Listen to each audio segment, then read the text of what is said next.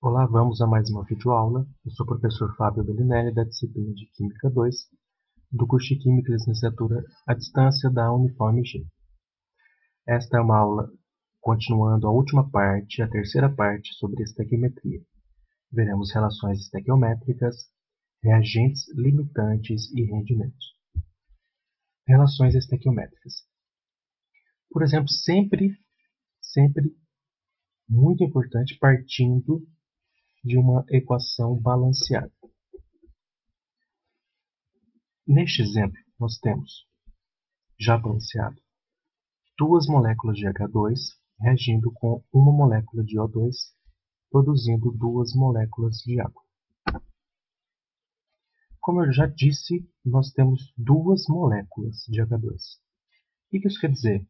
Esse índice corresponde ao número de mols e, no caso, multiplica também o número de entidades, ou, nesse caso aqui, moléculas. Aqui é tudo 1, porque o índice é 1, e aqui 2.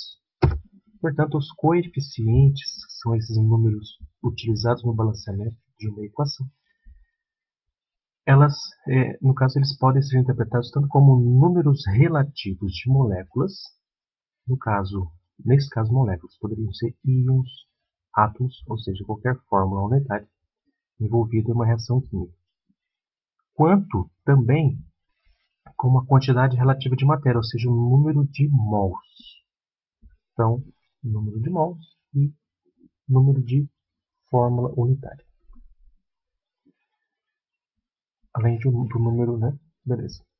Então, são chamados de relações estequiométricas, podendo ser usadas para conversões de quantidades entre reagentes e produtos. Simplificando todo esse parágrafo, nós temos que a quantidade de matéria de A, qualquer A, é um exemplo.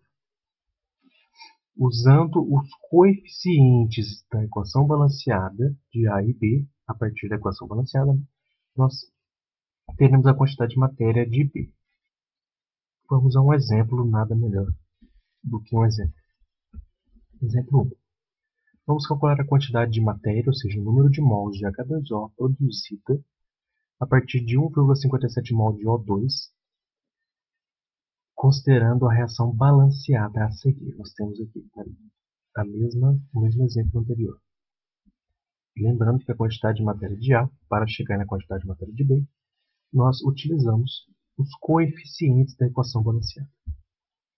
Muito simples. Nós temos, para cada 2 mols, utilizando o coeficiente, para cada 2 mols de H2, nós temos 1 mol de O2 e 2 mols de H2O. No nosso exemplo, nós temos uma relação entre a quantidade em mols de O2, nós queremos a quantidade em mols de H2O. Portanto, para cada 1 mol de O2, nós temos 2 mols de água. No exercício deu quer saber se 1,57 mol, qual o valor da quantidade de matéria de H2O. Lembrando que desta vez todas as unidades aqui são quantidades de matéria, mol. Mas nós devemos necessariamente colocar aqui relacionado com oxigênio, então oxigênio debaixo de oxigênio, O2, e aqui H2O debaixo de H2O. Só isso deve ser observado. Realizamos o cálculo, já conhecido, obtemos o valor em mols, 3,14. Vamos a um outro exemplo, um pouco mais complexo. Calcular a massa de CO2, ou de gás carbônico, produzida quando 1 grama de C4H3 é queimado, considerando a reação balanceada aqui, em destaque, já balanceada. O que nós devemos fazer? Agora aumentou um pouco. Nós temos a quantidade em gramas. Nós não estamos partindo no número de mols de um para o outro. Nós temos o número de gramas de um, no caso de uma substância hipotética A, querendo chegar à quantidade de gramas de uma substância B. Então, nós temos que seguir este caminho, nós não podemos realizar o cálculo direto. Nós devemos passar por essas etapas. Gramas de A, nós usamos a massa molar de A para chegar na sua quantidade de matéria ou número de mols. Usamos os coeficientes para chegar na quantidade de matéria de B. Utilizamos a massa molar de B para chegar em sua massa. Vamos ao exemplo. Então, nós temos essa relação estequiométrica. 2 para 13 para 8 para 10. Nós podemos usar qualquer uma dessas relações, mas no nosso exemplo nós temos uma relação entre o CO2 e o C4H10. Portanto, qual o número de mols de C4H10, tendo já aqui o número, a massa molar. Então, portanto, 1 mol de C4H10 corresponde a 58 gramas a partir da sua massa molar, né?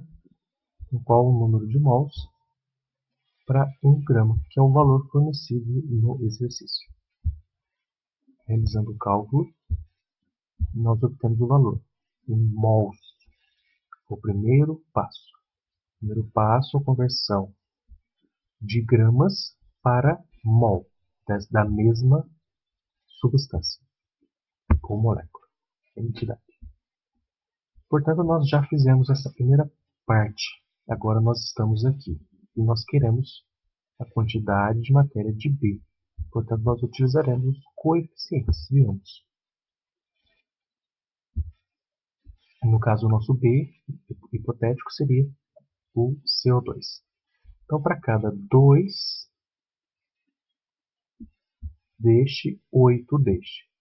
2 para 8. Nós já temos a quantidade de mols de C4H10 e temos a quantidade de mols de CO2. CO2 debaixo de CO2, C4H10 debaixo de C4H10. Multiplicando cruzado, finalizando o cálculo, nós temos a quantidade de mols de CO2, 0,0688. Portanto, nós já estamos aqui e nós queremos chegar aqui, que é a quantidade de gramas, a massa de B. Nós devemos utilizar a massa molar do próprio B. No caso, o nosso B seria o CO2. E a sua massa molar é 44 gramas por mol. Então, 1 mol, 44 gramas. O valor em mols já obtido, nós encontramos assim, multiplicando cruzado, a quantidade em gramas de CO2 correspondente, né, no caso, produzido a partir de 1 grama de C4H10. Façam os exercícios referentes a essas relações estequiométricas. Continuando agora com reagentes limitantes. Então, o que seria um reagente limitante? O limitador. Ele é completamente consumido em uma reação. Essa é uma característica desse tipo de reagente limitante. Quando ele é todo usado ou consumido, a reação para, limitando assim as quantidades de produtos. Então, mesmo que tenham outros reagentes, mas se um dos reagentes termina, ele vai limitar a produção de produto, ele vai limitar, vai parar. Os outros, portanto, eles são chamados de reagentes em excesso. Então, quando um é o limitador, o reagente limitante, os outros são os reagentes em excesso. Por exemplo, um exemplo genérico, nós, por exemplo, queremos preparar sanduíches. E nós temos disponíveis 10 fatias de pão e 7 fatias de queijo. Nós queremos, aqui representando, para cada 2 fatias de pão, nós queremos utilizar uma fatia de queijo, produzindo, portanto, um sanduíche. Então, relação de 2 para 1. O que vai acontecer? Nós só conseguiremos 5 sanduíches. restando 2 fatias de queijo. Então, o pão limita o número de sanduíches. Nós temos 10 fatias de pão, né? 2 fatias de pão. A cada 2 fatias de pão, 1 fatia de queijo. Portanto, produzindo 5 sanduíches. Quem é reagente limitante? As fatias de pão. E o reagente em excesso, a fatia de queijo. Então, esse foi um exemplo didático. Continuando agora, sim, um exemplo real. Calcular a quantidade de matéria de amônia produzida a partir de 3 mols de gás nitrogênio e 6 mols de gás hidrogênio, considerando esta reação já balanceada. Então, nós queremos saber qual é. Para realizar esse cálculo da quantidade de matéria, nós não sabemos se o gás nitrogênio e o gás hidrogênio, qual deles está em excesso ou se nenhum deles está em excesso, se eles já estão estequiometricamente adicionados. Para saber se tem ou não um reagente limitante, nós realizamos o cálculo da quantidade de H2 para o consumo completo de N2 ou o inverso. Você pode tanto fazer as duas possibilidades, quanto, se você fizer uma e já chegar na resposta de quem é o reagente limitante, já é o suficiente. Vamos ao exemplo. Nós temos essa relação de 1 mol de N2 para 3 de H2 para 2 de amônia. Utilizei escolhi uma das possibilidades. Você poderia fazer a outra ou as duas. Vamos nessa tentativa. A quantidade de H2 para o consumo completo de N2. Então nós temos essa relação de 1 mol de N2 produzindo 3 de H2. Então nós pegamos os dois reagentes para saber qual é que está em excesso. O valor fornecido para o N2 foi de 3 mols. Quantos mols são necessários de H2 para essa reação? Nós chegaremos no resultado que seriam necessários 9 mols de H2 para consumir todos os 3 mols de N2. Só que nós não temos 9 mols, nós só temos 6. Portanto, o H2 vai acabar antes do N2, sendo, portanto, H2 o reagente limitante. Encontramos o reagente limitante. Tendo o conhecimento de qual é o reagente limitante, nós usamos essa quantidade do agente limitante, que nesse caso é o H2, para calcular a quantidade de amônia produzida. Então veja que primeiro, antes de calcular a quantidade de amônia, nós tivemos que descobrir qual é o limitante. Agora que sabemos que é o hidrogênio, nós utilizamos ele para o cálculo. Nós temos essa relação de 3 mols de H2, aqui na equação balanceada, para 2 mols de amônia. Então, utilizando o valor adicionado de 6 mols de H2, quanto vai ser produzido de amônia? Agora é simples, nós realizamos o cálculo e descobrimos que a partir de 6 mols de H2, nós temos de 6 mols de H2, nós temos 4 mols de amônia produzidos. Resumindo, aqui é a equação balanceada que nós utilizamos. Nós tínhamos como quantidades iniciais 3 mols de N2, 6 de H2. Inicialmente, antes do início da reação e da formação de produto, nós não tínhamos produto, portanto 0 mols. Nas mudanças, ou seja, durante a reação, houve utilizou-se 2 mols de N2, 6 de H2, ou seja, tudo, e produziu 4 mols de amônia. As quantidades finais são os próprios 4 mols de amônia nada de H2 e 1 mol de N2. É necessário realizar exercícios para fixar este conteúdo. O último tema desta videoaula, rendimento. Nós temos alguns tipos de rendimento. Por exemplo, rendimento teórico. O que seria um rendimento teórico de uma reação? É a quantidade formada de produto, quantidade em massa mesmo, quantidade em massa produzida quando todo reagente limitante é consumido. Nós vamos daqui a pouco ver exemplos. O que seria o rendimento real de uma reação? É sempre menor que o rendimento teórico e o próprio nome diz, é o valor real produzido. E o que seria um rendimento percentual? O próprio nome diz, percentual é dado em porcentagem. Ele compara os rendimentos anteriores que são dados em massa. No caso, o real pelo teórico. O real pelo teórico vezes 100. Demonstrarei outra forma que você pode calcular o rendimento percentual por uma regra de 3 também.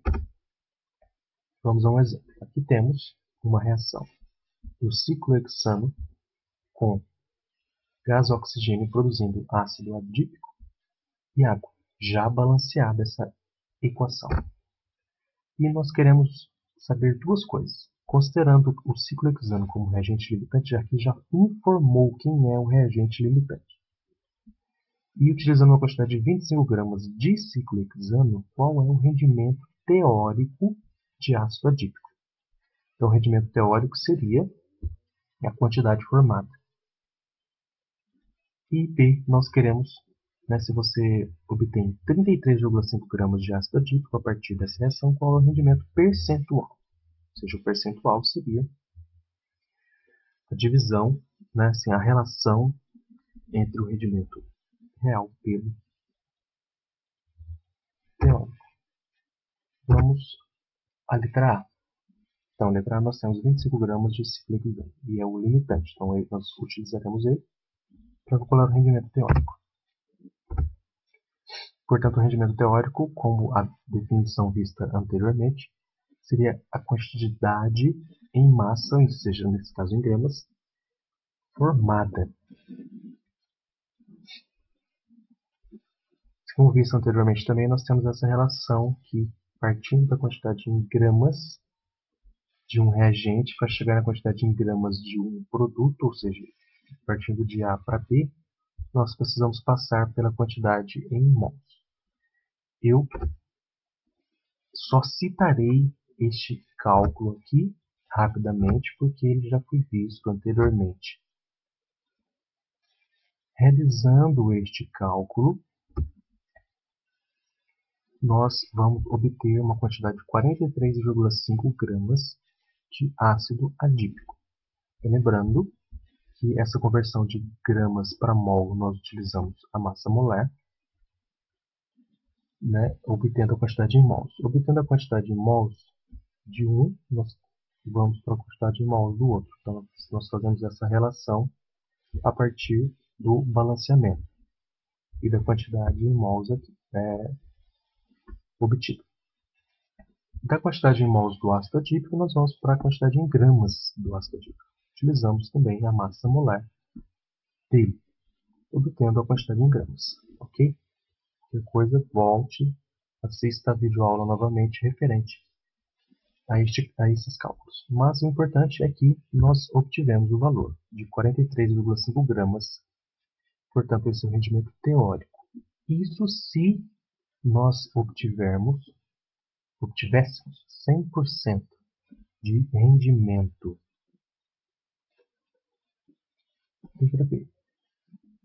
No caso, considerando que nós só obtivemos 33,5 gramas, qual é o rendimento percentual? Então, lembrando que o rendimento percentual é o rendimento real dividido pelo rendimento teórico, vezes 100. Então, seria o rendimento real, neste caso foi 33,5, dividido pelo rendimento teórico, que foi o valor obtido no slide anterior. Mas eu vou mostrar uma outra forma aqui, pela regra de 3. Vocês têm as duas opções. Partindo do valor em gramas 43,5, que seria 100%, os 33,5 que foi o rendimento real, quanto seria? Qual a porcentagem? Em vez de ter porcentagem abaixo de porcentagem, grama debaixo de grama. Multiplicando o cruzado e realizando este cálculo, nós chegamos no valor de 77%. Então, este é o rendimento percentual. Fim. Realizem a lista de exercícios, dúvidas, postem no fórum de discussão e bons estudos.